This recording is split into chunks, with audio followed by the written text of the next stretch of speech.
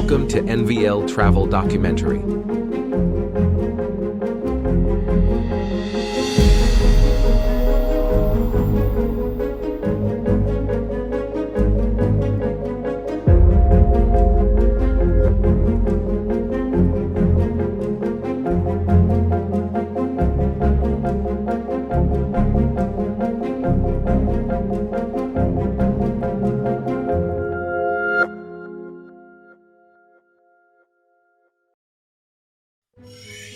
They say Chicago is the city of dreams, but what if I told you that beneath the skyline, those dreams are freezing on the sidewalk? Tents beneath train tracks, children without beds, souls lost in addiction. This is not a scene from a movie. It's real. It's now.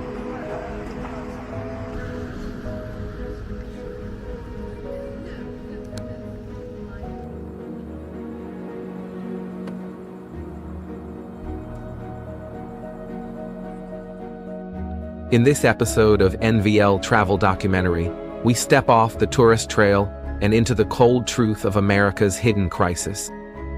A city rich in history, culture, and power, yet home to tens of thousands with no place to call home. If you think you know the United States, think again. For those who seek more than postcards, for those who want facts about countries that cut deep, this country documentary will show you the side of Chicago no one talks about. Because not all who wander are lost, but some are simply left behind. Number 1, Chicago's homeless crisis, the harsh reality behind the numbers. Let's take a closer look at what's really happening on the ground in Chicago when it comes to homelessness. And trust me, the numbers are more than just statistics.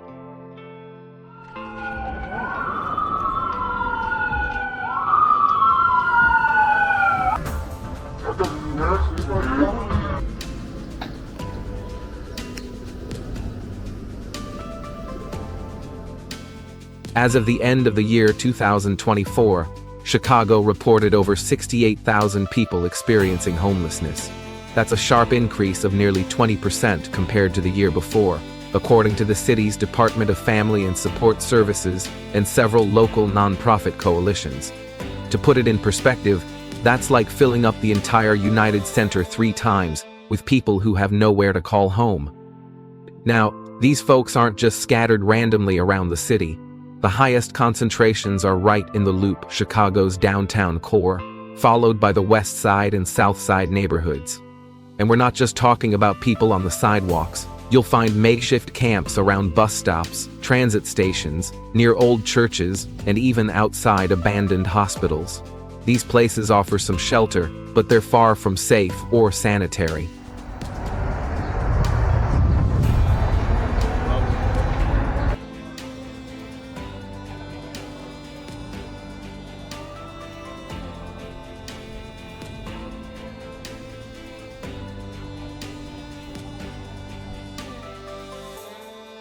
Speaking of living conditions, imagine sleeping in a thin tent during a Chicago winter with no electricity, no running water, and no heat. That's the daily reality for thousands. Sanitation is a huge issue, food is scarce, and there's no access to clean drinking water. These harsh conditions have led to a noticeable rise in infectious diseases, including skin infections, respiratory issues, and even outbreaks of lice and scabies in some encampments. And here's the part that really hits home. Those most affected are often the ones who can least afford it. Children, elderly folks, veterans, people living with disabilities. For instance, I came across the story of a woman named Maria, a 62-year-old grandmother who's been living in a tent near South Kedzie Avenue for over a year. She said, "I worked all my life, and now I have to choose between freezing to death or risking getting robbed every night." Her story isn't rare. It's just one of thousands. On top of that, the weather in Chicago doesn't show any mercy. Winters here are brutal. Temperatures often drop below 0 degrees Fahrenheit, and the wind chills can make it feel even colder. In the winter of 2024 alone, the city reported 38 deaths directly linked to cold exposure among the unhoused population, a number that's sadly been climbing each year. So yeah, this isn't just a statistic problem, it's a human one, and it's unfolding right in the heart of one of America's biggest and wealthiest cities. Number 2. Why is this happening? Unpacking the root causes of homelessness. Now, let's talk about the why, because homelessness doesn't just happen out of nowhere. It's the result of a tangled web of economic and social pressures that have been building for years. And in cities like Chicago, that pressure has hit a breaking point. First up, housing costs. Rent prices have skyrocketed across the city. By late 2024, the average monthly rent for a one-bedroom apartment in Chicago reached over $1,900. That's an increase of more than 25% compared to 2 years ago. And here's the problem: wages aren't keeping up. According to the Bureau of Labor Statistics, median household income in Chicago rose by only about 6% in the same period. So when rent jumps way faster than paychecks, people get pushed out, plain and simple. Next, we've got the lingering aftermath of the COVID-19 pandemic. Sure, things look normal on the surface, but the ripple effects are still hitting hard. Unemployment surged in 2020 and 2021, and while some jobs have come back, many haven't. A lot of people, especially in low-wage industries like hospitality and retail, never recovered. As of the end of 2024, Chicago's unemployment rate hovers around 5.7%, but that number doesn't fully capture the underemployed or those working multiple part-time jobs just to scrape by. And speaking of scraping by, have you been to a grocery store lately? The cost of basic living has gone through the roof. Groceries, utilities, transportation, everything costs more. Inflation peaked nationally in 2022, but even in 2024, prices are still high. Families that were just barely managing before are now falling behind, and once you fall behind on rent or bills, it doesn't take long to lose your home. Then there's gentrification, the kind of urban redevelopment that's great on paper, but devastating in practice for low-income residents. As neighborhoods like Pilsen, Logan Square, and Bronzeville get revitalized, longtime residents are priced out. We're talking about working-class families who've lived in these areas for decades, suddenly being told their rent's going up by $500 a month, or that their building's been sold and they have to move out. But the economy isn't the only thing to blame.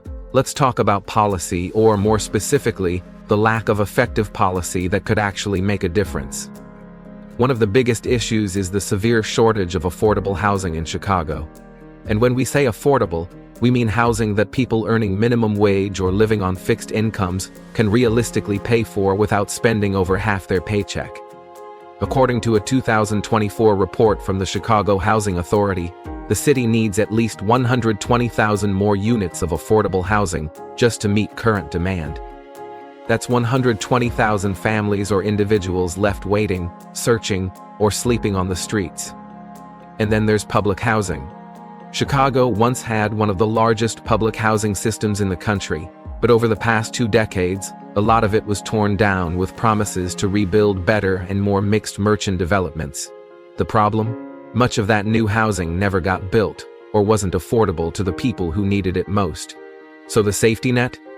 Yeah, it's got a lot of holes. On top of that, the social welfare system is, well, complicated and honestly pretty frustrating. For someone who just lost their job or was evicted, trying to navigate the paperwork, the waiting lists, and the endless eligibility requirements can feel impossible. By the time help shows up, if it ever does, it's often too late. What's even more concerning is that there's very little immediate support for people who suddenly become homeless. Think about that for a second. You could be living paycheck to paycheck, get hit with a medical emergency or a rent hike, and find yourself on the streets, with no fast-track system in place to help you land on your feet. No emergency housing voucher, no rapid response team, just a waiting list. And let's not forget healthcare, because getting sick while homeless is terrifying. Many people living on the streets don't have health insurance. Some don't qualify, others just don't know how to apply. Even when they do get help, it's often short-term or patchy. Without consistent care, chronic conditions go worse. Mental health issues go untreated, and the cycle of homelessness keeps going. So yes, Bad luck and high prices play a role. But when you add in outdated, underfunded, or overly complicated policies, it becomes clear we're not just failing to fix the problem. In many ways, we're setting people up to fall through the cracks. Now, there's one more factor that's been getting more attention lately: immigration and internal migration. And in a city like Chicago, that plays a major role. See, Chicago is what's known as a sanctuary city. That means local law enforcement doesn't cooperate with federal immigration agencies when it comes to undocumented individuals. The goal is to create a safer environment for immigrants, but the reality is more complicated. Over the past 2 years, especially from 2023 into 2024, thousands of migrants have arrived in Chicago. Many of them bust in from border states like Texas and Arizona. According to city officials, more than 35,000 migrants arrived in Chicago between August of 2022 and December of 2024. Many of them fled violence, poverty, or political instability in countries like Venezuela and Haiti. Others came from neighboring states, drawn by the promise of more support in a city that's known for being more welcoming. But here's the catch: being welcoming isn't the same as being prepared. A huge number of these new arrivals have no stable housing. Many don't have legal documentation, which makes it nearly impossible for them to access public assistance, even if they technically qualify. No ID, no permanent address. That means no shelter placement, no job opportunities, and no access to food assistance or medication. Some are temporarily housed in police stations, park district buildings, or repurposed shelters. But those spaces are overwhelmed. There simply aren't enough resources to support both the long-time homeless population and the influx of new arrivals. And when the system's already stretched thin, it's the most vulnerable who fall through. So while Chicago's sanctuary city status is based on compassion and human rights, the on-the-ground reality is that many immigrants, especially those arriving with nothing, end up sleeping in the same makeshift tents, braving the same uncertain future as the city's other homeless residents. It's not about blame, it's about capacity, and right now, the city just doesn't have enough of it. And while we've talked a lot about systems, housing, jobs, policy, immigration, we can't ignore the personal struggles that often lie at the heart of homelessness. These are the deeply human, deeply painful stories that don't always make headlines, but they matter just as much. One of the biggest challenges? Mental health. Right now, it's estimated that nearly 40% of people experiencing homelessness in Chicago are living with some form of untreated mental illness. We're talking about conditions like schizophrenia, bipolar disorder, PTSD, and severe depression. And unfortunately, many of these folks don't have access to consistent psychiatric care or medication. The mental health system is overloaded, underfunded, and too complicated to navigate, especially when someone is already struggling just to survive. Add substance use into the mix, and things get even harder. Drug addiction and alcoholism are both causes and consequences of homelessness. Fentanyl, in particular, has become a crisis. According to Cook County Health, overdose deaths rose significantly in 2024, with unhoused individuals making up a heartbreaking portion of those numbers. Some people turn to substances to numb the pain. Others were already battling addiction before losing their homes.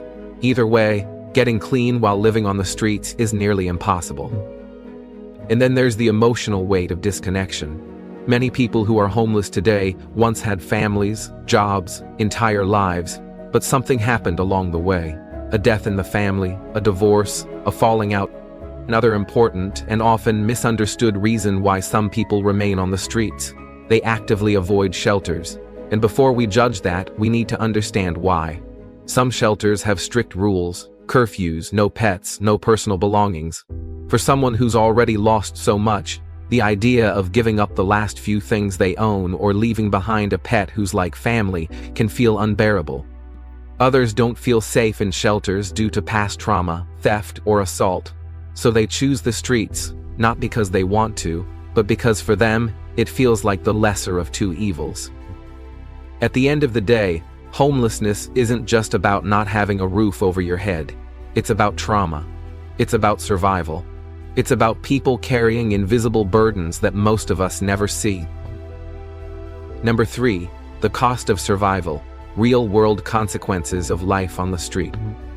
For people on the streets, every single day is a fight for survival. And as Chicago winters grow harsher, that fight gets harder. In the winter of 2024 alone, at least 38 people died from exposure to the cold, just because they didn't have a warm place to sleep. That's 38 lives lost to something completely preventable. But it's not just the weather. People experiencing homelessness are also at much higher risk of violence, being robbed, assaulted, or worse. And without any safe place to retreat, they're often left vulnerable, especially at night. Then there's illness. Without access to healthcare, even a minor infection can turn serious fast.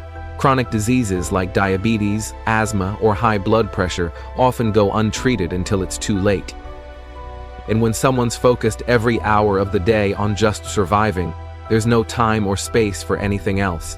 That means no access to education, no job training, no stable address to apply for work. It creates a vicious cycle that makes escaping homelessness harder with every passing day. But maybe one of the heaviest consequences is what it does to a person inside, the emotional toll.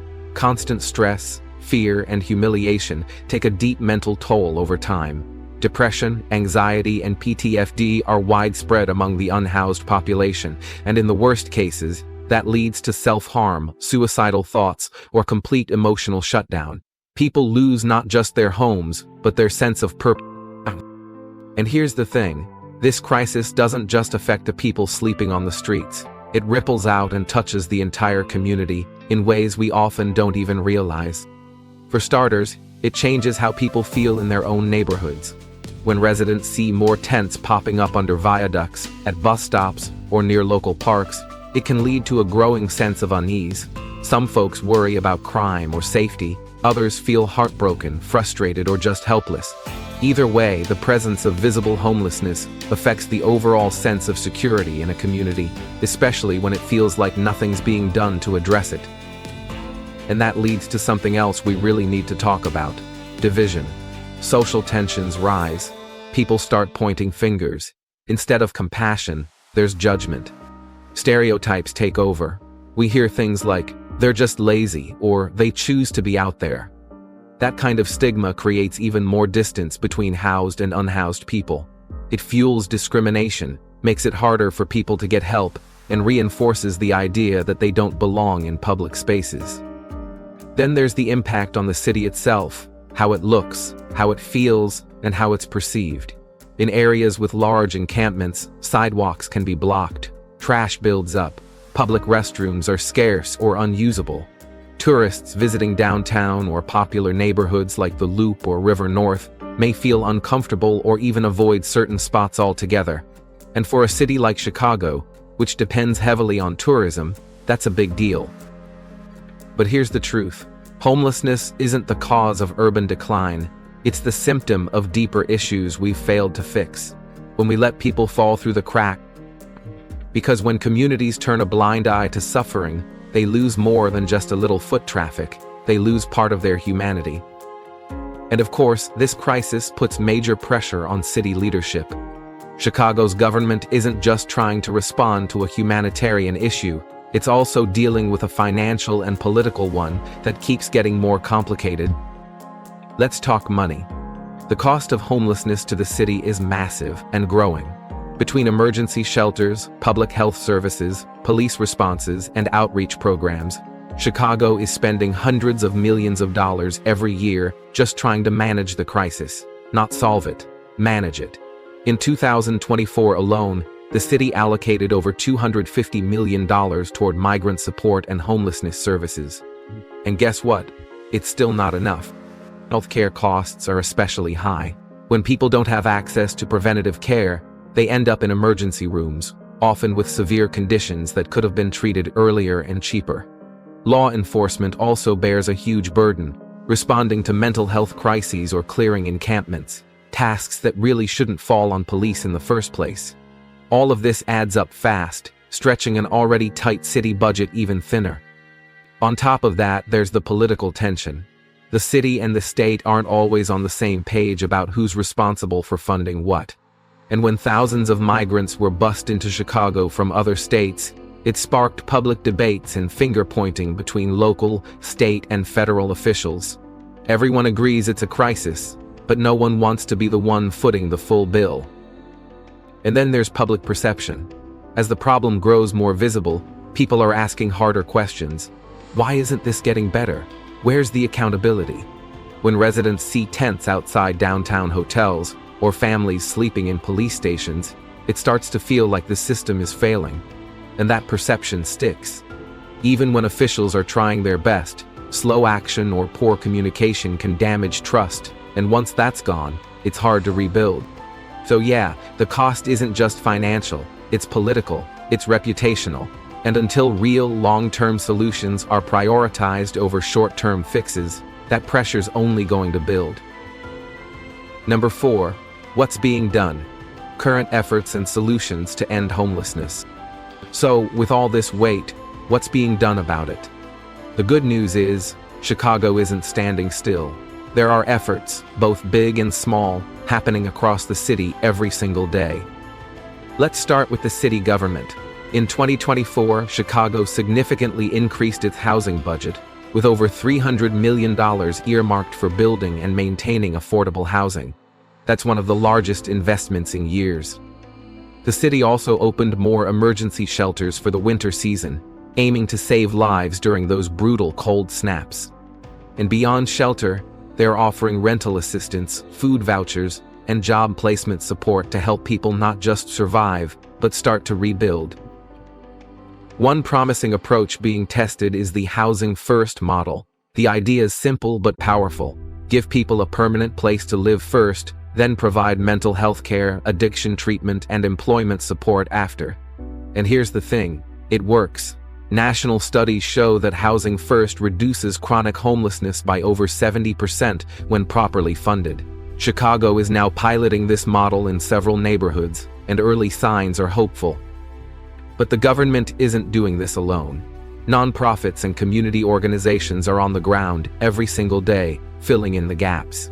Groups like the Night Ministry, Chicago Coalition for the Homeless, and Greater Chicago Food Depository are out there distributing hot meals, handing out blankets, warm coats, and hygiene kits, and even running mobile medical vans to bring healthcare to people on the street.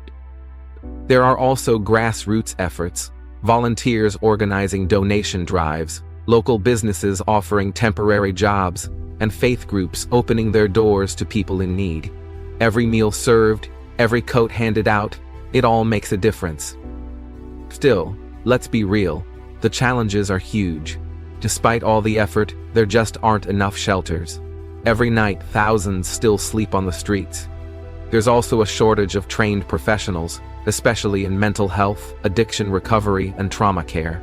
And many policies are still short-term fixes, disconnected between city, state, and federal levels. Not to mention the pushback. Some residents resist the idea of shelters or supportive housing near their homes. The not-in-my-backyard mindset slows down progress, even when the need is right there in front of us. So what needs to happen next? We need long-term thinking. That means major, sustained investment in social housing, not just a few new buildings, but a whole new approach to housing as a human right. It means public-private partnerships, getting developers, investors, and companies to join in and help build affordable housing that actually stays affordable. We also need more job training programs, mental health support, and re-entry services to help people rebuild their lives. Because once someone's off the street, they still need the tools to stay off the street. And hey, it's 2025. We can use tech to help too. Imagine an app that lets people find a shelter bed in real time, apply for help, or connect with nearby services with just a tap. Some of that is already in motion, and it could be a game changer. In the end, solving homelessness isn't about charity, it's about justice. It's about making sure everyone has a chance to live with dignity, safety, and hope.